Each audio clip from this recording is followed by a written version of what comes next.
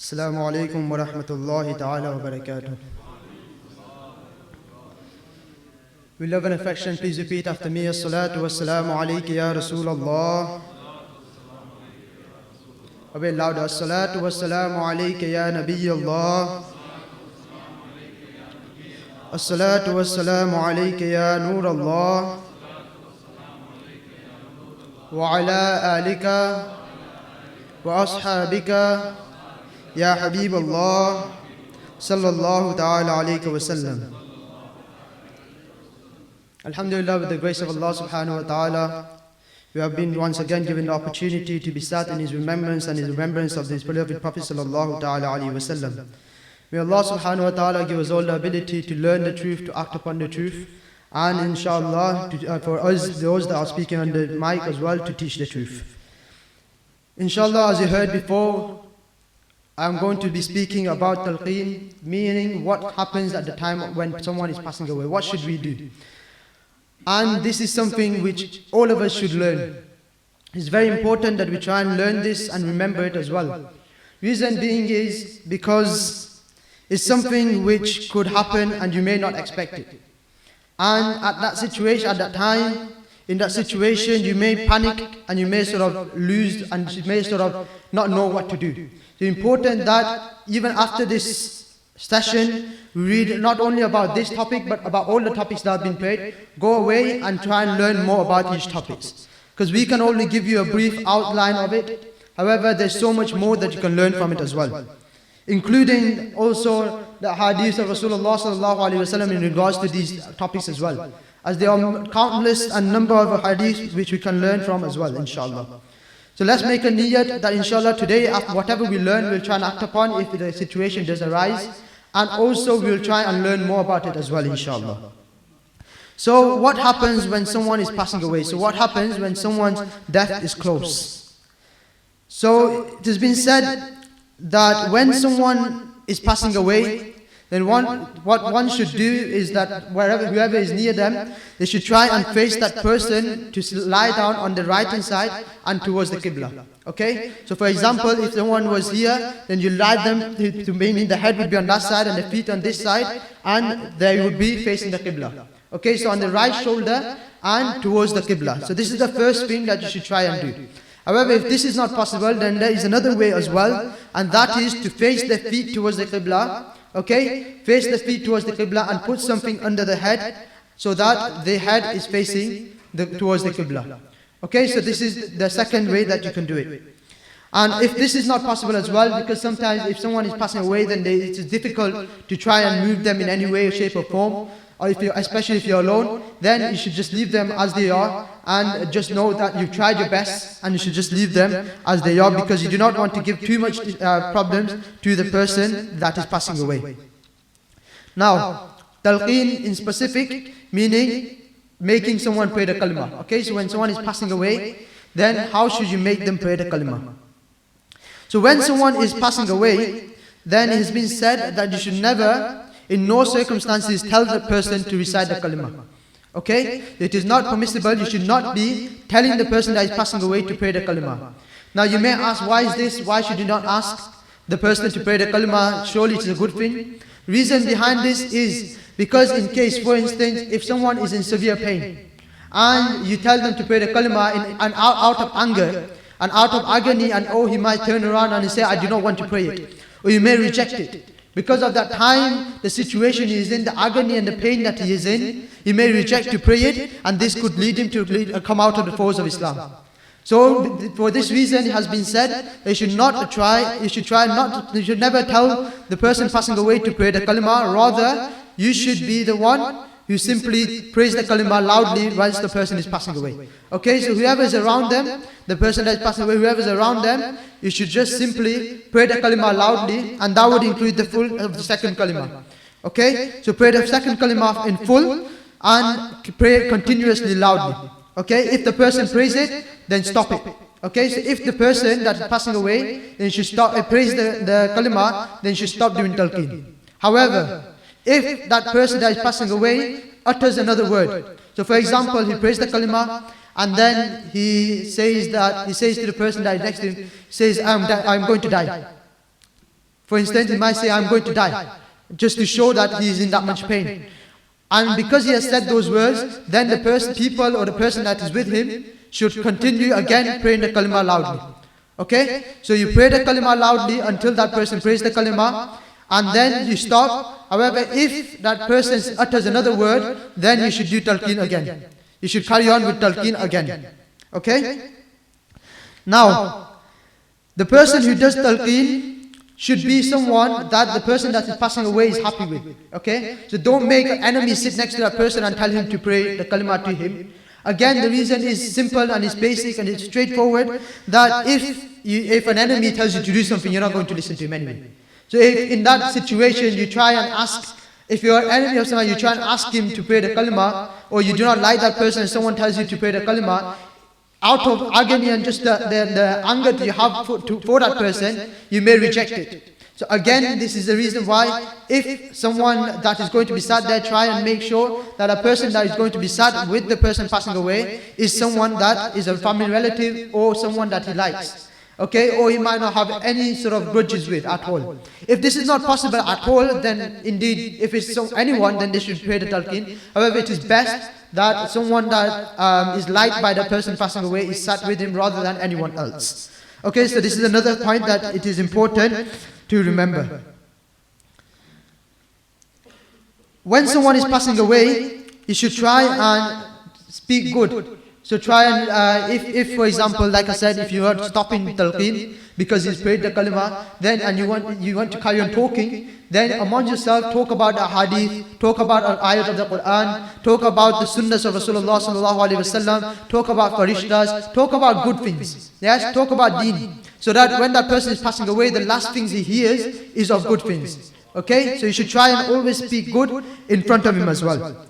And also, if the person has done the talqeen and he has prayed the kalima, then you should start, and if there's no one else there, then if you're alone, then rather than speaking to that person, start reciting Surah Yasin, or if not Surah Yasin, then Surah Ad as well. So any of them two surahs you should start reciting. Okay? Now, additionally to that, it has been said that you should try and abstain from having any sort of pictures or a dog inside the house. When the person is in the house that the person is passing away, refrain from having any pictures on the walls or even a dog in the house, because a house where pictures are kept with respect, or a house where a dog is kept, the angels of mercy do not enter. So if this person is passing away and angels of mercy are trying to enter it, they will not enter it. So they will not come and take the soul of that person. So we should try and make sure that these sort of pictures or any sort of things that are prohibited from keeping in the house is removed from the house immediately, so that the angels of mercy can freely enter the house. Also, it has been mentioned that when someone is passing away and the people that are sat with him, this is very important. And to be honest, I remember reading this many years ago and I completely forgot about it. So when I read it again, it says that uske naza ke waqt apne aur uske liye duaye khair karte rahe. So when the person is passing away, then you should try and keep doing dua, maghfirat, good duas for that person that is passing away, and also for yourself as well. Reason for this is that koi bura kalma zaban se na nikale, iske is waqt jo kuch kaha jata hai, farishte is par ameen kehte hain. So it has been said that whatever dua is being made at the place where a person is passing away is accepted in the court of Allah subhanahu wa ta'ala, because whatever dua is made, the angels are saying ameen to it.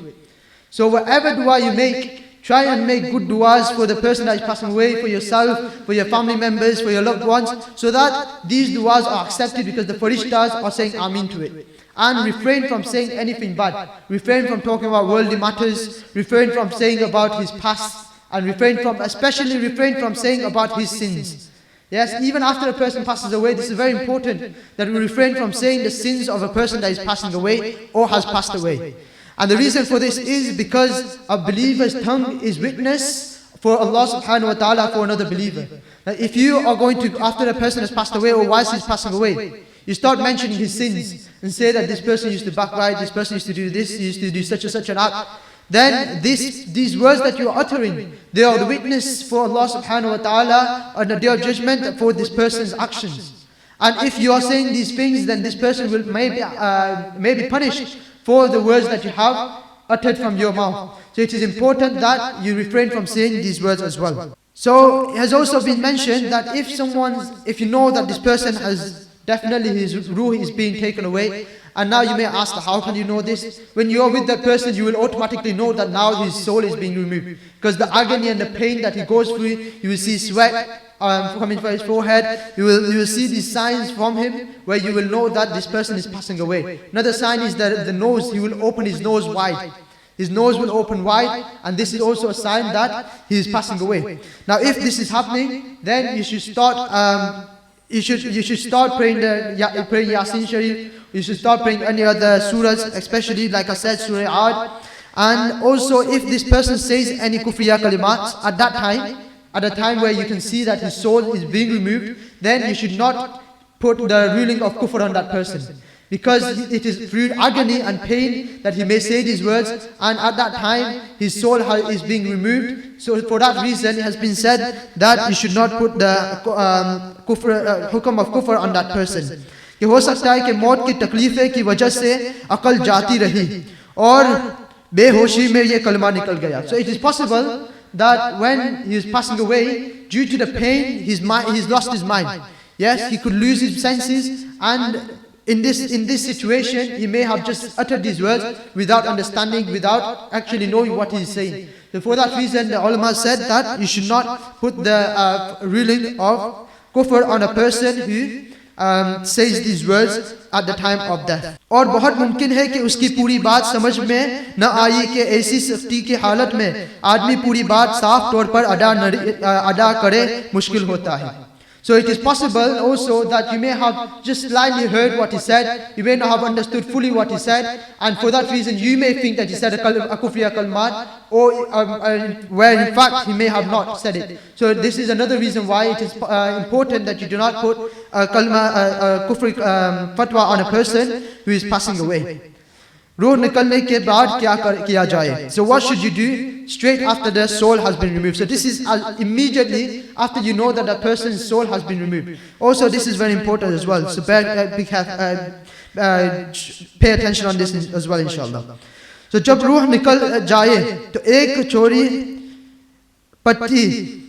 छोटी पत्ती जबड़े के नीचे से sir पर ले जाकर गर्दन गिरा दे. So he's saying is that what you should do is that when the person is passed away, then you should take a small string or a rope, and better is that if you have a cloth, then just cut out a small strip and take it from the bottom of the jaw and tie it on the top of the head. The reason for this is because the muscles are being relaxed and the mouth may open. So for that reason, to make sure the mouth stays closed, it is important that you tie the jaw up to the head so that the mouth doesn't open up. Or additionally to that is that you should close the eyes as well. So when someone passes away, the eyes may not close immediately, so you should close the eyes immediately as well yourself.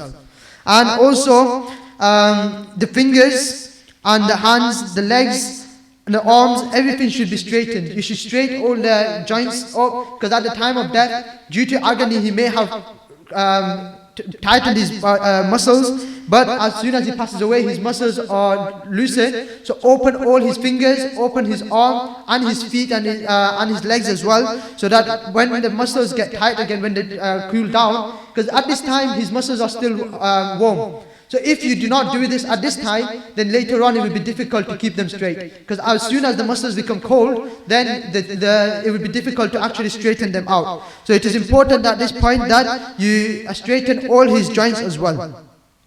And it is better that this action is done by a member of the house. Especially it is better if it was a father or the son of the deceased as well. And this is very important as well, because obviously, like I said, that when it comes to doing ghusl, it will become difficult to do ghusl if the hands are closed, or if the feet, toes are closed up. Because when you're doing ghusl, obviously the water needs to flow through every single part. So it is important that this is acted upon as well.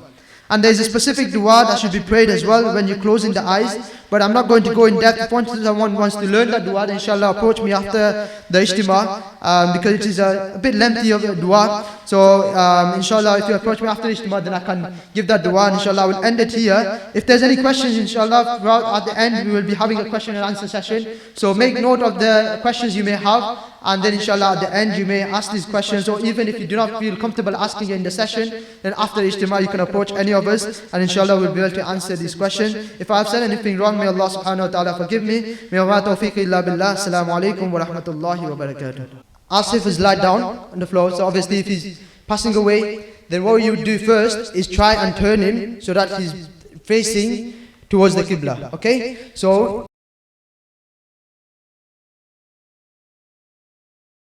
yeah, it won't be this easy when it comes to actually doing it. So hence why it does say in the book that if it's not possible, then you should just leave them. But if you have, like maybe you have 3-4 people around in person, then you could obviously take help, and or if they're on a bed, then turn the bed if possible. But try as much as possible that you can do it, but make sure that the person does not go into too much pain when it's being happening. Okay, so now he's facing this way. What you will try and do is face the person so that he's facing the Qibla like this. Okay, so he's on his side. Yes, reason is so that he's facing the Qibla and he's on his right side. Okay, now once he's in this situation, in this position, then what you would do is obviously start praying the kalma loudly. Okay, so you start praying the kalma loudly as many times as needed. Okay, as long as he prays it. Until he prays it, you do not stop. Okay, so you carry on praying the kalima loudly, ashhadu an la ilaha illallah wa ashhadu anna muhammadan abduhu wa rasuluh. So you carry on praying it until the person that is passing away prays it. If he prays it, then you go silent on that. However, you start praying Surah Yasin, or if there's other people around, start talking about hadith, sunnahs, or the qualities of Rasulullah sallallahu alaihi wasallam. So good things, so that the person is passing away hears these Islamic things, so that when he passes away, the last things he has heard is of deen as well. Okay, so you carry on praying it until the person that is passing away has prayed it. Once he prays it, then Surah Yasin or Surah Ad or any ayahs of the Quran. It's not necessary that you pray this. It is better that you do it. But if you do not have a Quran in hand and you've got, say for example, if you just got a sipara there, pick it up, stop praying it. Stop praying whatever you can from the Quran, so that the blessings of the Quran is achieved as well. Okay, thereafter, if obviously he utters anything, then you pray the Talqeen again, so the kalima, you carry on with the kalima again. However, if he doesn't utter anything and he passes away in that situation, then what do you do after that? As soon as if he passes away, then what you do is put him straight back again. Okay, so you put him back straight, and first thing you would do is that you would get a rope tied around, okay, so that his mouth doesn't keep opening. Yes, like I said, that because the muscles will go loose, the mouth will open up, so you need to make sure that it doesn't open up and it stays closed. So you tie a rope, or like I said, the best is to use a strip of cloth so that it doesn't even affect the body of the mayyit as well, because if you use a rope, then it could possibly scratch it or whatever. So try and use a strip of cloth and just tie it from the bottom and tie the knot on the top there. Yeah, or you could do it at the bottom, it doesn't really matter, whichever way you do it. But you need to make sure that the mouth doesn't keep opening up. So it's just tight enough that the mouth doesn't open. Don't do it too tight so that the mayyit gets lines on his face as well. Because one thing to remember is that mayyit can still feel. He's still got feeling in his body. Okay, the soul of the mayyit can still feel. Whatever you do, he can still feel it. So again, when we hear about how you do the kafan and dafan and all that as well, you will hear then as well that you need to be very careful with the mayyit as well, as that it is still a person, even though he has passed away, he's still got feeling in his body. Okay, so then you do that, you tie the knot, and then you will close the eyes. And you pray the dua for when closing the eyes. But if you do not know the dua, then just pray Bismillah ar-Rahman ar-Rahim and close the eyes as such. Okay? Then the eyes are closed, then make sure that all his arms, his fingers, everything are completely straight. His body has to be completely straight. Reason, like I said, is that once the muscles get cold, then it'll be difficult to straighten them up, and it'll be difficult to actually do the ghusl, etc. as well at a later stage. So make sure that the fingers, the feet, the leg and the feet, all his toes, everything are as straight as possible. Obviously, if you find it difficult to keep them straight, then it's fine, just leave them as they are, because it's possible that naturally they may be folded as well. However, just try as much as possible to straighten them out. Then once obviously it's straightened out, then that's basically how you would complete the whole talqeen of the mayyat, and that's how the soul will be removed. Like I said, make sure when the person is passing away, then du'as are good to pray. Keep making dua for the person that is passing away, as well as for yourself and family, because the angels are saying Ameen to it as well. So inshallah, that's the practical way of doing it, inshallah.